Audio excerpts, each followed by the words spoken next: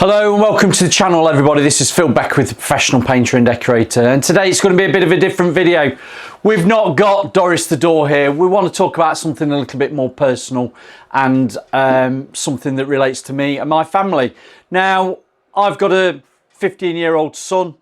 He's coming up to leaving school as of next year, and like many kids that are in year 10 and year 11, they don't know what they want to do. Not everybody's cut out to go to university, so not everybody wants to leave school and do further education, doing A-levels and then obviously go the university route. And my son Edward is no different to those kids.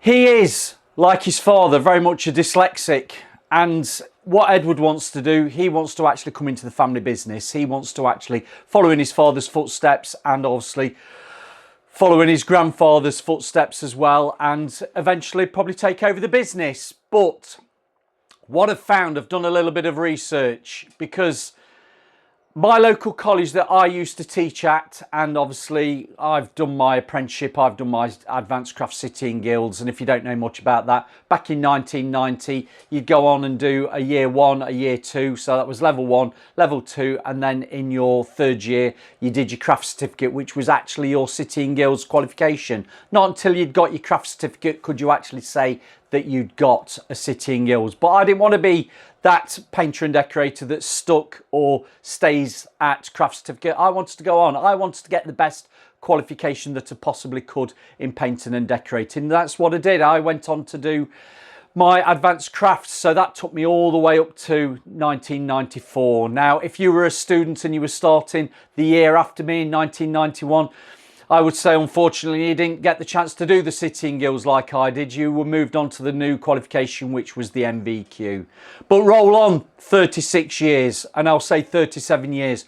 We're now coming up to my son wanting to be qualified in painting and decorating, and I want him to do the same path as what his grandfather's done, Brian, who works for us, has done, and myself want to be fully qualified in the actual trade that they're actually doing. So he wants to go into painting and decorating, and I've just done a little bit of looking around, and that college that I used to teach at now only teaches up to level 2 painting and decorating. And I'm also aware that it's not just painting and decorating that is stuck at level 2.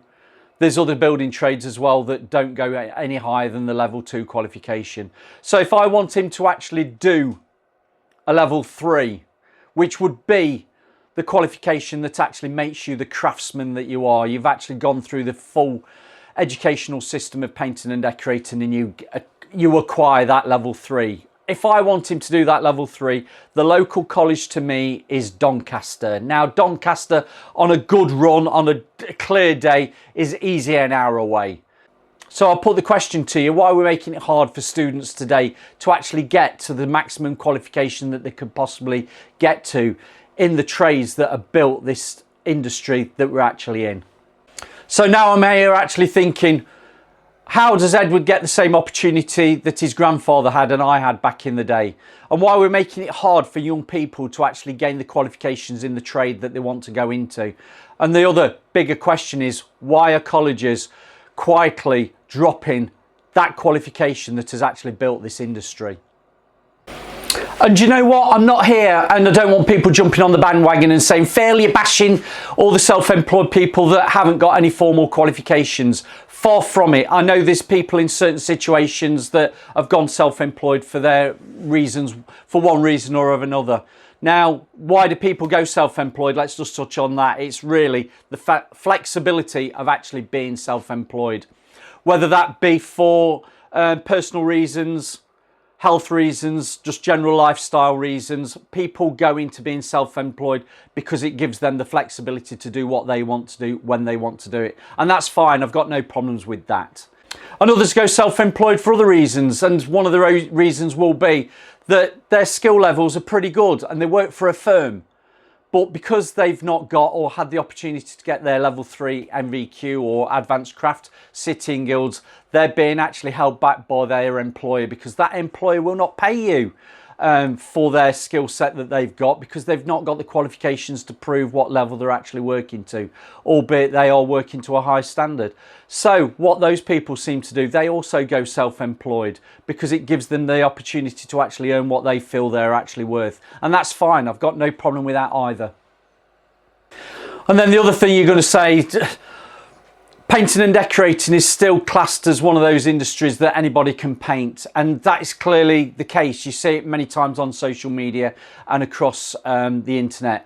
People think, yes, this is an easy trade to go into, and what they do, they go and get themselves kitted out with some brushes and the rollers.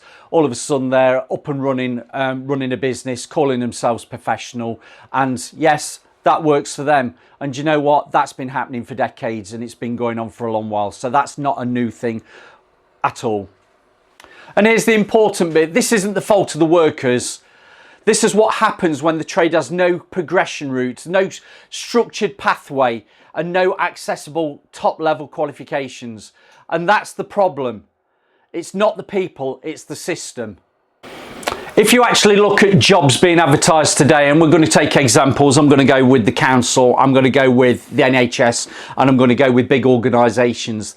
They don't list qualifications for fun. They list them to be able to filter out applicants. And you're going to say, what do you mean by that? Well, give you an example. If a company advertises a job, they might have 100 applications. Now, out of that 100 applications, if they've set down a criteria of what their qualifications are needing to be to actually apply for that job, they might get 25 people that actually meet that criteria.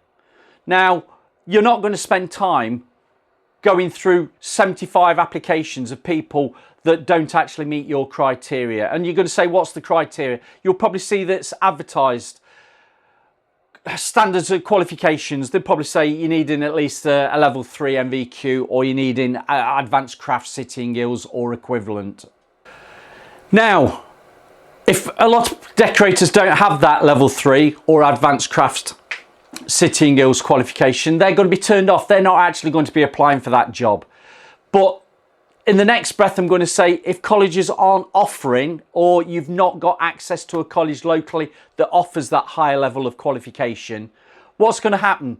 You're going to get fewer and fewer people actually applying for these jobs that are being advertised.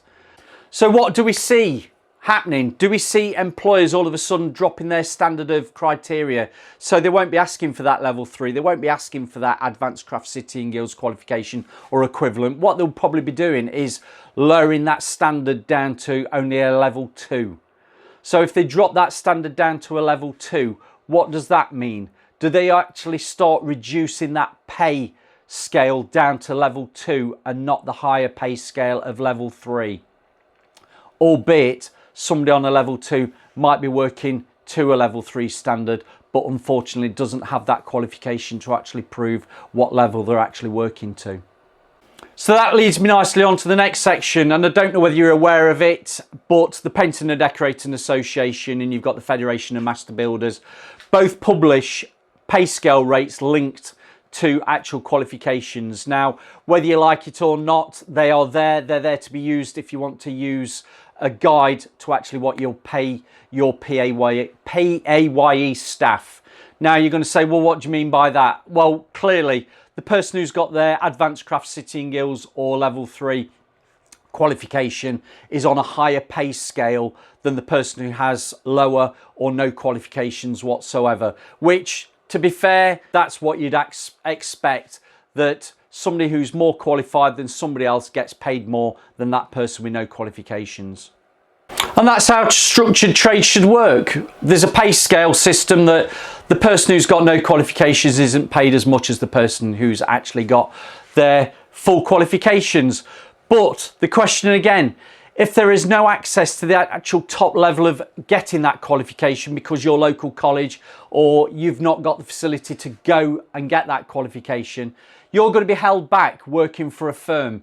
And this is actually where you will actually see that people go self-employed because they're feeling they're being held back by their employer because they know they've not got that qualification that puts them onto that top level of earning. Now, again, we've spoke about this moments ago. This is not their fault. This is the system failing them, not giving them the opportunity to actually progress in their chosen career with the qualifications that they need to actually earn the higher money. Now, my wife works in the NHS, and for her role, she needed a master's degree just to progress. Now, without it, she couldn't move up a band, and that's how structured the NHS is. And it's quite simple. Qualifications equal progression, and progression equals pay. But here we are, we're in the building trade. That's what we're talking about. We're talking about painting and decorating, and we're also touching on other building trades as well. And what are we doing? We're doing completely opposite to what the NHS are doing. We're removing that level 3, or making it very hard to access that level 3 higher qualification. And we're also removing that progression route, aren't we? We're removing the very qualification that justifies that higher rate of pay.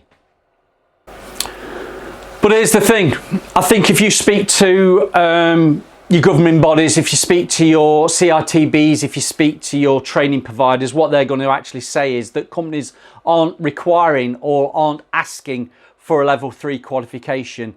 So likewise, the knock-on effect of that is actual colleges aren't providing that level 3 qualification. So that brings in the next big question.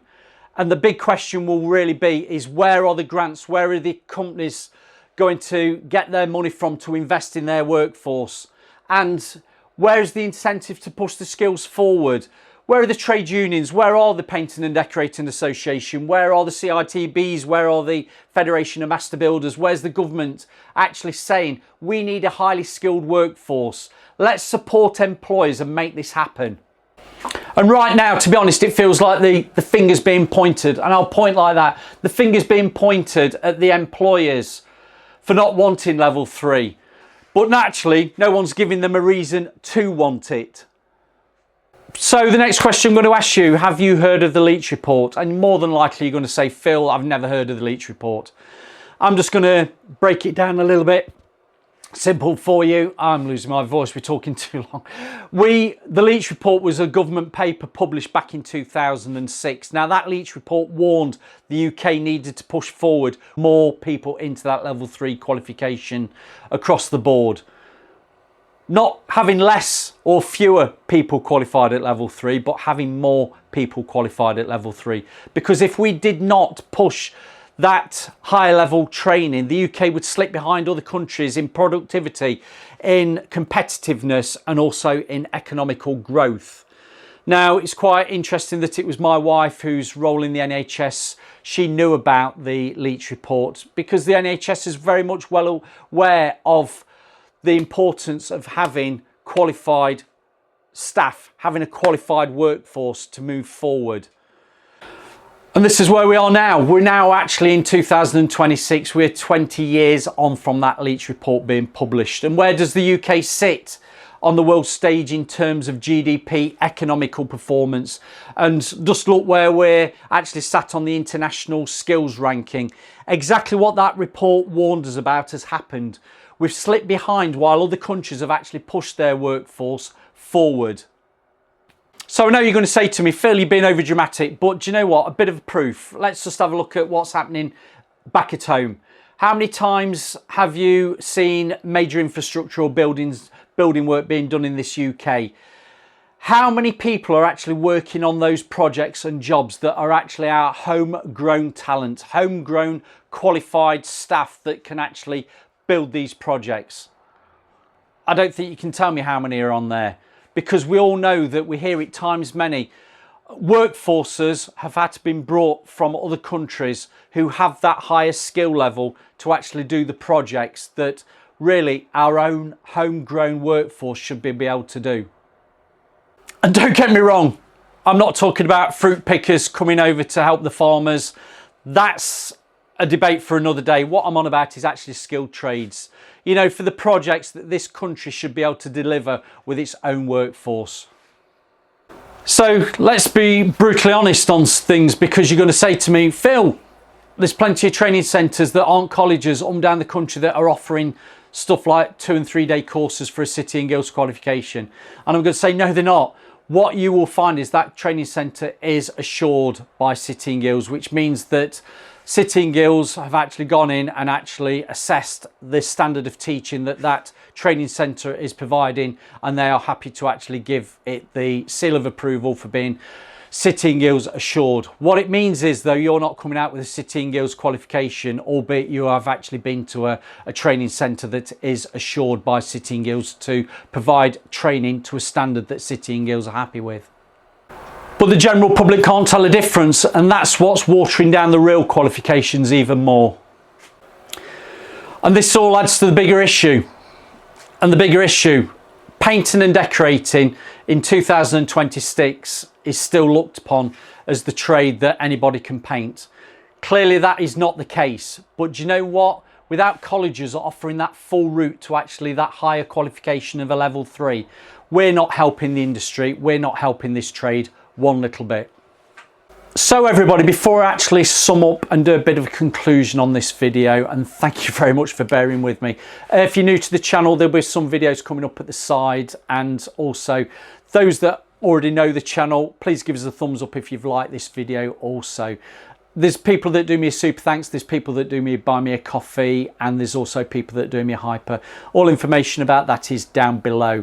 But I want to finish on this video. I know it's been a bit of an emotional one for me, being something a bit more close to home with my son wanting to go to college. But if we're wanting to raise the standards of the trade, if we're wanting to raise the pay to be better, and if we're wanting to have the trade, particularly painting and decorating, to be respected more, we need to be having proper progression, because level 3 should not be that rare college course that's only accessible or available if you're prepared to travel to a different county. It should be available through all colleges, particularly the colleges that are already doing the level 1s and the levels 2s. Just like it was when I actually went to college, when I was at Bayswater College in Nottingham, when my father put me through a proper indentured apprenticeship and I wanted to learn the trade correctly and properly. I did my advanced craft City and Guilds, and I did it all the way through at the same college. And again, come on to the gatekeeping word. This isn't about gatekeeping. It's about giving the next generation the opportunity, including my own son, to have the chance to learn a trade and carry it forward with pride. And at the moment, the rest of the world is pushing forward with skills, and the UK seems to be very much holding the workforce back. And the question I'm going to ask you, and the question we're going to finish on, and I'd like you to comment below, just as the videos are coming all at the side, why is the UK like this? Why are we so far behind everybody else? This is a great nation. Why are we holding everybody back, particularly our own workforce?